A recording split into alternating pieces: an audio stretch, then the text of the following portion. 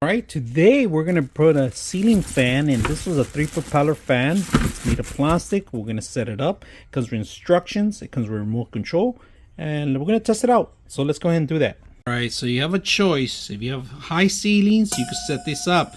If not, you could go with the shorter one. All right, it's included in there, and we're gonna set up the short one because we don't have high ceilings. All right, on the blade it tells you this side up. All right, that means that you need to set it up this way. All right, so it could be flattening on the top, just to be aware.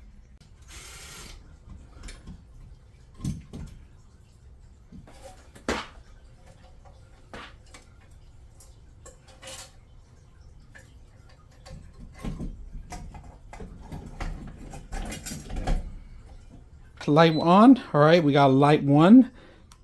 We're gonna light 2, light 3, and then we're gonna turn on the fan, speed 1.